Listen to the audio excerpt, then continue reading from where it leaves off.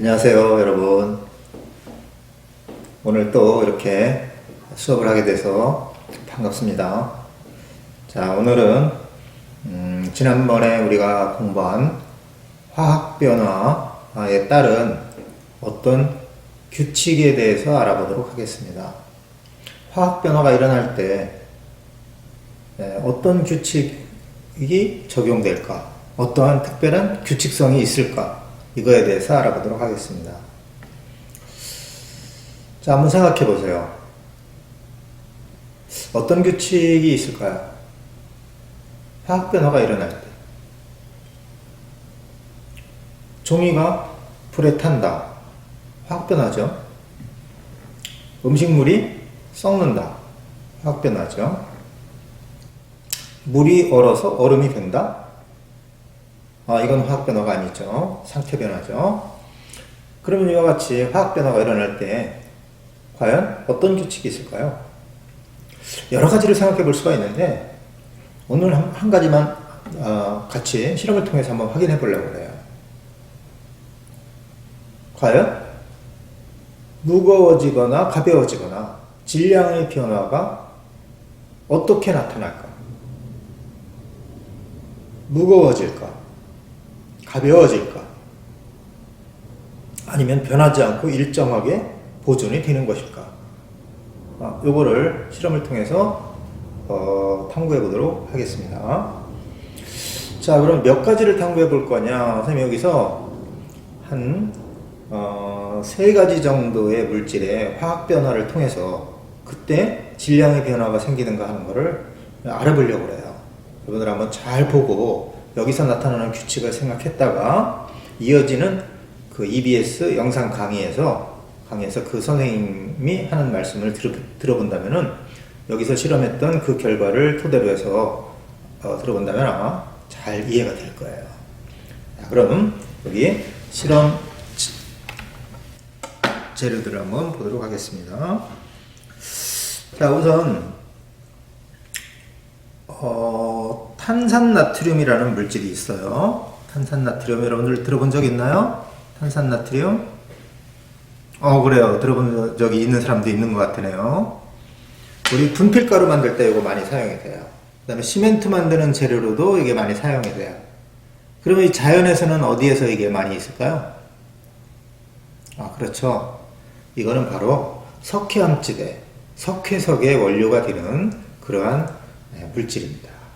탄산나트륨하고 염산이 반응을 하게 되면은 여러분들 1학년 때 배울 때, 암석에서 배울 때 석회암이나 베리암과 염산이 반응하면은 아마 거품을 내면서 이산화탄소가 발생하는 그런 화학 변화가 일어난다는 것을 배운 적이 있을 거예요. 그래서 그러한 화학 변화가 일어날 때 탄산나트륨과 묽은 염산이 반응해서 이산화탄소 기체를 발생시키면서 새로운 물질로 바뀌는 이러한 화학 변화가 일어날 때 과연 질량 변화가 있는가? 이거에 대해서 한번 살펴볼 거고요. 첫 번째 실험. 그 다음에 두 번째는 여기 보면은 어떤 금속이 있어요. 자, 이게 어떤 금속이냐? 여기 잘라놨는데요. 마그네슘이라는 금속입니다. 마그네슘. 이 마그네슘이 탈 때 과연 질량은 어떻게 될까? 마그네슘이 타면 다른 물질로 바뀌겠죠. 종이가 타면 재가 되듯이 마그네슘이 타면 연소하면은 아마 다른 물질로 바뀔 거예요. 그때 과연 질량의 변화는 어떻게 되는가 규칙을 한번 살펴보도록 하겠습니다. 그 다음에 또 하나 끝으로 여기 보면 좀 어려운 물질, 이름이 어려워요. 질산납이라는 물질이 있고 여기 보면 아이오딘과 칼륨이라는 물질이 있어요. 이 물질을 원래는 가루물질, 하얀색 가루물질인데 물에다 녹여가지고 수용액으로 만들어서 섞으면은 화학 변화가 일어난다고 그래요. 그래서 질산납 수용액과 아이오딘과 칼륨 수용액을 섞었을 때 질량 변화가 화학 변화가 일어날 때 그때 질량은 어떻게 되는가 하는 이 3가지 실험을 지금부터 해보도록 하겠습니다.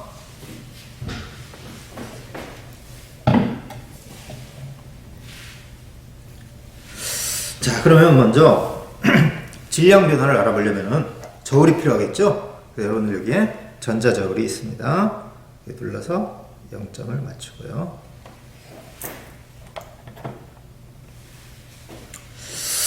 그 다음에 이 질산나트륨과 염산이 반응할 때 이렇게 실험을 해보려고 해요.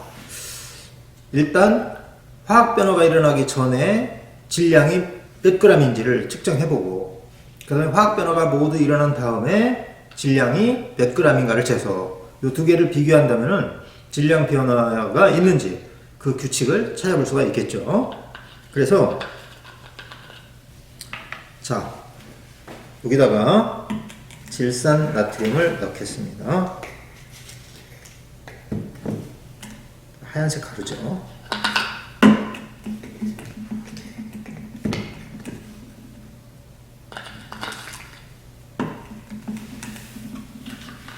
또 하나가 있네요. 왜 두 개를 갖고 실험을 할까요?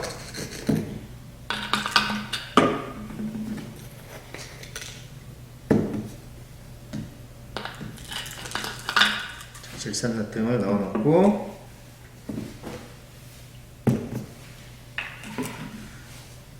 자, 두 개가 만나면 화학 반응이 바로 격렬하게 일어나기 때문에 화학 반응이 일어나기 전 질량도 측정해야 돼서 두 개가 섞이지 않도록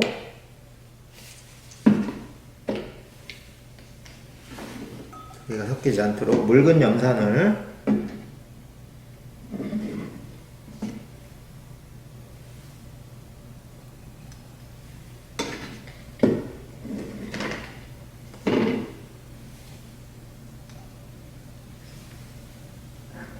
이렇게 묽은 염산을 시험관에 담아서 섞이지 못하도록 이렇게 먼저 장치를 하겠습니다.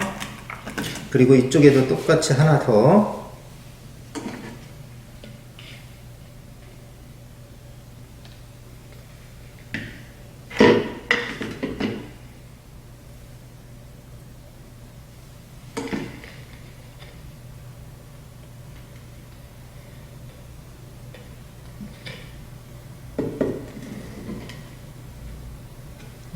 양 얼마 없네요.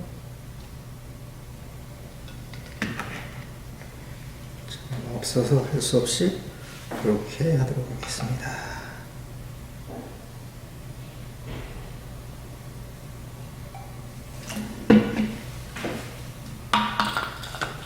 자, 이렇게 장치한 후에 한쪽은 마개를 연 채로, 그리고 다른 쪽은 밀폐를 시켜서 기체가 혹시 발생하면 도망가지 못하도록 꽉 막아서 실험을 해보도록 하겠습니다.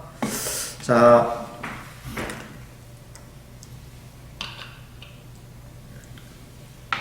요거의 질량을 측정해 보도록 하겠습니다.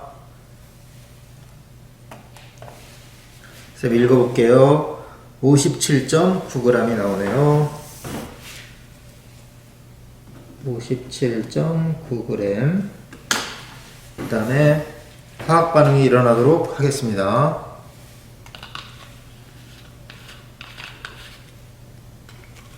이거를 기울이면 염산이 흘러나오겠죠. 자, 여러분들 보다시피 이렇게 아주 격렬하게 화학 변화가 일어나고 있어요. 거품이 막 일어나고 있죠. 더 마저 흘러나오도록 그렇게 해서 또 막 일어나고 있죠.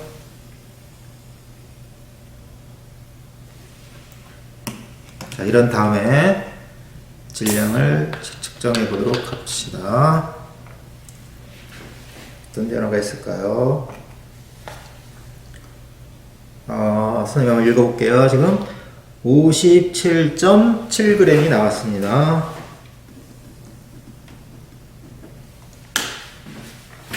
자, 아까하고 약간 달라진 걸 볼 수 있죠. 57.9에서 57.7g으로 변한 걸 알 수가 있습니다. 화학 변화의 과정을 통해서. 자, 이번에는 이거를 완전히 밀폐시켜 놓고 실험을 해 보도록 하겠습니다. 자, 질량을 재볼게요. 지금 63.9g이 나오네요.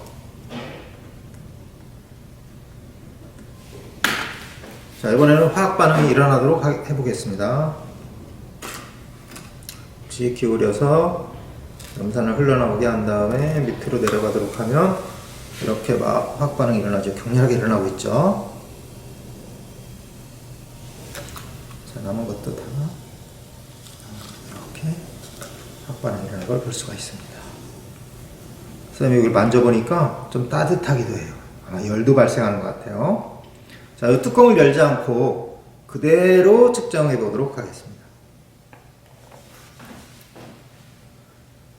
63.9g이에요. 변하지 않았네요. 63.9g이 나왔습니다. 자, 결과가 이렇게 나왔네요.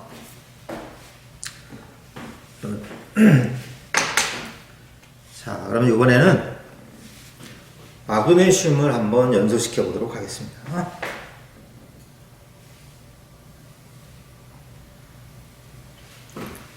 자, 여러분들 여기 마그네슘 있죠? 먼저 연소시키기 전의 질량을 재보도록 하겠습니다. 연소시키기 전, 잠시만요. 연소시키기 전의 질량, 이걸 측정해 보도록 하겠습니다. 가벼운 걸 놓고요. 이 위에다가 연소시키기 전, 지금 현재 0.4g이 나옵니다. 0.4g. 자, 이번에는 이거를 몽땅 연소시켜 보도록 하겠습니다.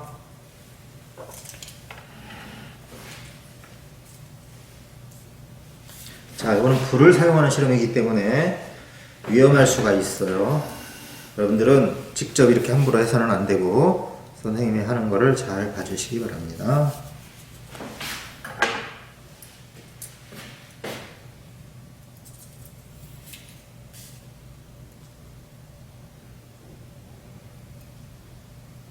이런 궁금증도 생기죠. 이게 금속이라고 했는데 이것도 과연 연소가 되는가? 한번 봐요.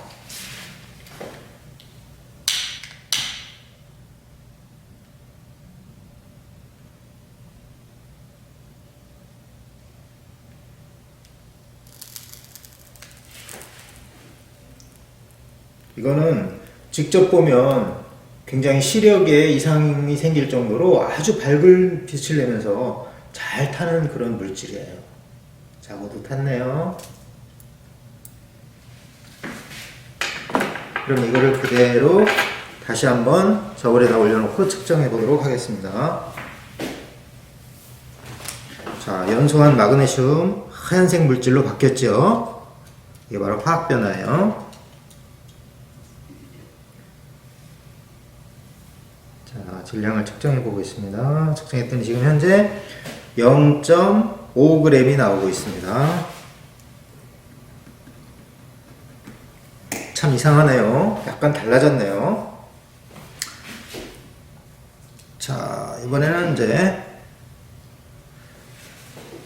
이 세 가지 실험 중에 마지막 실험, 여기 있는 질산납, 그리고 이름이 길어요. 아이오딘화 칼륨. 뭐 이름까지 꼭 외우거나 이러진 않아도 되고 그냥 하나의 물질이다.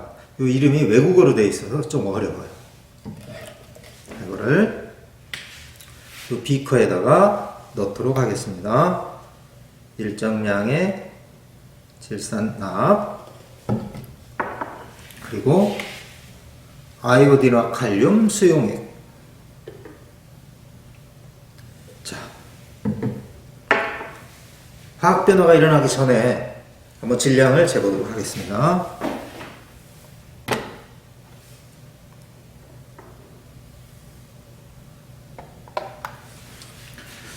자, 화학 변화가 일어나기 전 질량 126.2g을 가리키고 있습니다.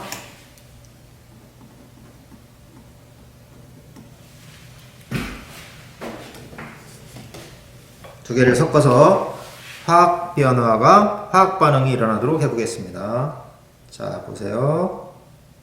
놀라운 일이 벌어집니다. 어떤가요? 노란 색깔의 가루물질로 바뀌었죠. 그래서 이걸 오랜 시간 동안 그대로 방치해두면은 이 노란색 가루물질이 아래로 이렇게 가라앉게 됩니다. 흙탕물을 오랜 시간 놔두면 위에는 맑은 물과 아래쪽에 흙이 가라앉는 것과 마찬가지로 이것도 물에 녹지 않는 노란색 앙금 물질이어서 가볍기 때문에 지금 떠 있는데 시간이 지나면 아래로 가라앉게 됩니다. 이렇게 화학 변화가 일어나는데, 그럼 화학 변화가 일어난 후에 질량을 재보도록 하겠습니다. 자, 질량을 재보니까 126.2g이에요. 126.2g이에요. 자, 우리 이제 여기서 어떤 규칙이 있는지 하는 거를 한번 생각해 볼 필요가 있겠죠.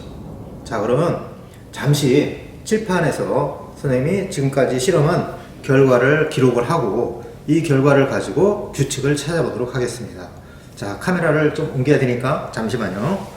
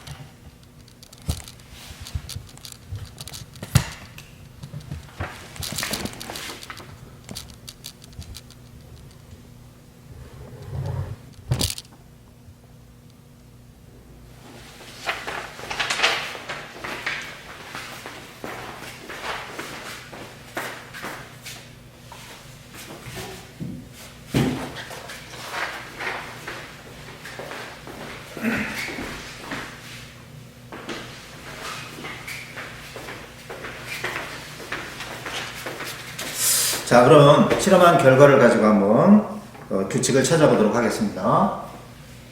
첫 번째 실험이 탄산칼슘과 염산의 반응이었죠. 그래서 요거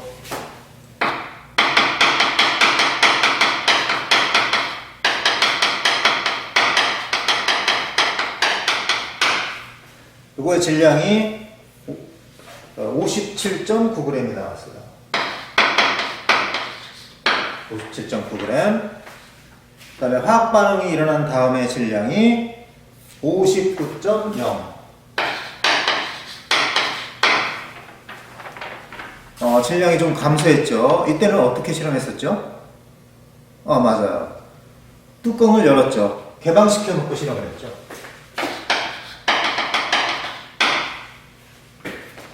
그 다음에 밀폐시켜 놓고 실험했을 때의 결과도 여기 있습니다. 자, 밀폐시켜 놨을 때 마개를 닫고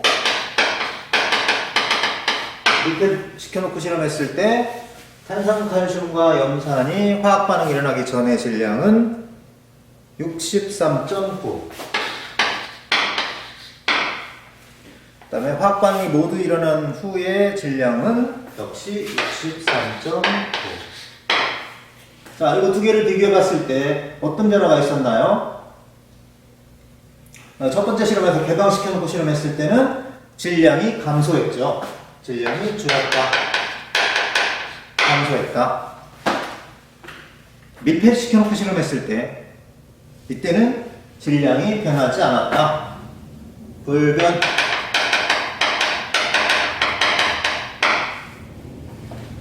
자, 어떻게 생각합니까, 여러분들? 여기 왜 변화했을까요? 맞아요. 이 실험에서는 기체가 발생하는 실험이었어요. 그래서 뚜껑을 열었기 때문에 화학 반응의 과정에서 발생한 새롭게 생긴 이산화탄소의 기체 물질이 날아가 버렸기 때문에 질량이 감소했을 거라고 생각이 돼요. 그래서 이런 원인은 바로 기체가 발생합니다. 기체가 발생한 다음에 날아갔다. 여기서는 기체가 발생을 했지만 꽉 막아놨기 때문에 질량이 변하지 않고 보존이 되었다. 질량이 보존이 되었다. 이런 생각을 해볼 수가 있을 거예요. 자, 두 번째 실험. 마그네슘의 경우 어땠었나 한번 보도록 하겠습니다. 자, 처음에 마그네슘의 질량은 0.4g이었어요.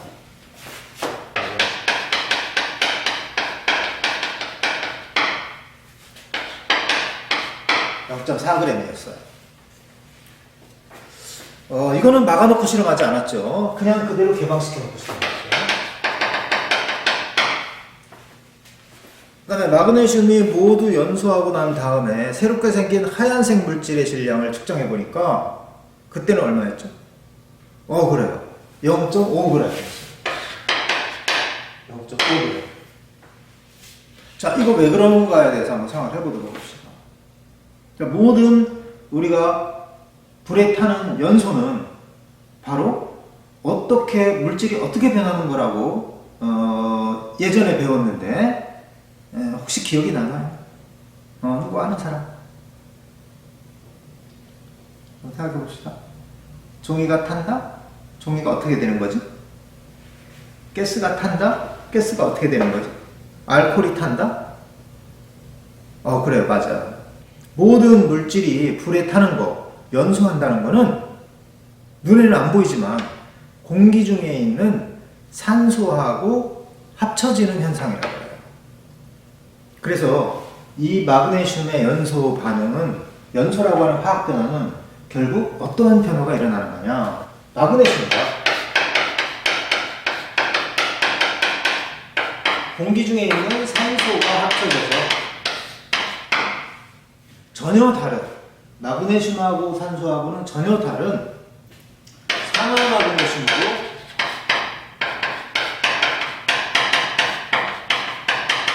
변하는 과정이라고 해요.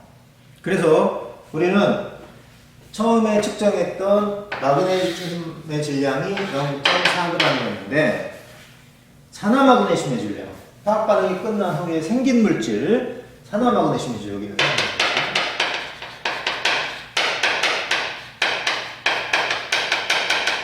산화마그네슘의 질량은 참 이상하게도 오히려 증가하게 되었는데 그거는 왜 그러냐, 이렇게 생각할 수가 있겠죠. 증가했죠. 바로 공기 중에 있던 기체인 산소가 유입되었기 때문이다. 결합했기 때문이다. 공기 중의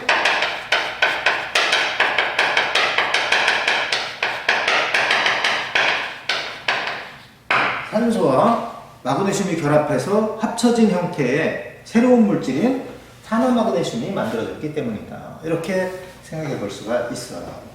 그러면 여기서 우리가 질량이 변하는지 안 변하는지를 보다 정확히 실험하려면 어떤 실험의 설계가 필요할까요? 맞습니다. 공기 중에서 마그네슘으로 들어간 산소의 질량을 측정을 하고 그런 다음에 산소와 마그네슘이 합쳐진 산화마그네슘의 질량을 측정한다면은 아마 질량이 변하지 않을지도 모른다라는 그런 규칙을 정확히 살펴볼 수가 있었겠죠. 그렇지만 공기 중에 이렇게 눈에 보이지 않는 산소, 그 중에서도 얼마만큼이 이 안으로 들어가야 될지 모르는 이런 상태에서 정확히 실험을 설계한다는 건 매우 어렵겠죠. 그래서 이 실험은 여러분들이 이렇게 알아주면 될 것 같아요.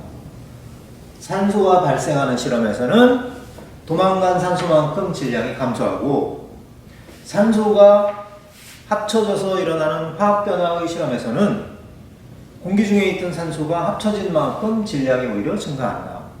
그리고 이 두 개는 바로 오늘 주제가 되는 질량 보존 법칙에 어긋나는 게 아니라 이것도 그 규칙에 딱 들어맞는 현상이다. 이렇게 생각해 볼 수가 있습니다. 자, 다음. 질선납과 아이오딘과 칼륨의 화학 반응, 이거에 대해서 알아봅시다.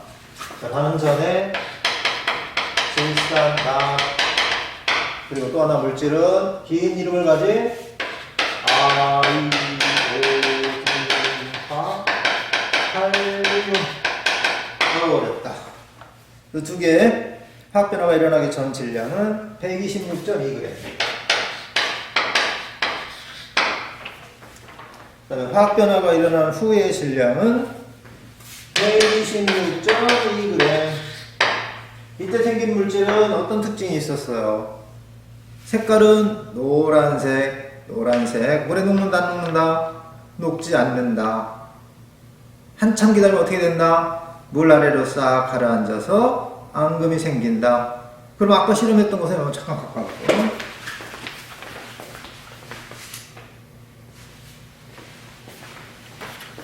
자, 여러분들 어때요? 위쪽은 옅고 아래쪽은 짙어지고 있죠? 이렇게 밑으로 시간이 더 지나면 가라앉게 됩니다. 자, 이 실험에서는 이것도 수용액이었기 때문에 기체가 발생하거나 또는 공기 중에 산소가 유입되거나 이러한 일이 생기지 않았어요. 그래서 기체가 관여하지 않았기 때문에 이거는 개방을 시켜놓고 실험을 하든 밀폐시켜놓고 실험을 하든 도망가거나 유입되는 물질이 없어요. 그래서 이렇게 해서 실험을 해보니까 결과는 어떠하죠? 질량이 변하지 않고 무거워지거나 가벼워지지 않고 일정하다는 것을 알 수가 있습니다. 질량이 변하지 않았다. 이렇게 알 수가 있겠죠. 결국 질량이 보존되었음을 알 수가 있습니다. 그래서 우리 주변에서 일어나는 화학 변화는 다양한 아주 많은 그런 화학 변화가 있겠지만 그 중에 대표적으로 이렇게 몇 가지를 살펴봤을 때 이러한 규칙성이 있다는 거, 이거를 찾아볼 수가 있었죠. 그러면 이거를 이용해서 이어지는 영상 강의를 통해서 여러분들이 잘 들어보고 이거를 생각한다면 오늘 주제인 과연 화학 반응이 일어날 때 질량은 변하는가 변하지 않던가 이거에 대해서 명확히 이해를 할 수가 있을 겁니다. 자, 계속해서 영상 강의 시청을 통해서 학습하기 바랍니다. 감사합니다.